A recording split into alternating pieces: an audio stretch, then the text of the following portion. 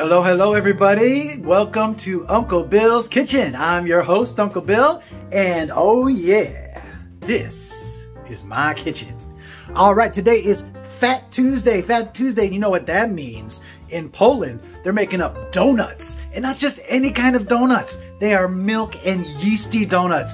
Oh, delicious. And it doesn't stop there. No, no, no. They fill these beautiful donuts with succulent custard and raspberry and blueberry and all kinds of wonderful goodness. You know Uncle Bill's loving it. Anyway, I'm gonna show you how to make these lovely and wonderful donuts right at home. Right at home. It's so easy. And not only that, I'm gonna show you how to bake them instead of fry them so it can be a little bit healthier so you can eat more. Stay tuned. Hello and welcome to Uncle Bill's Kitchen.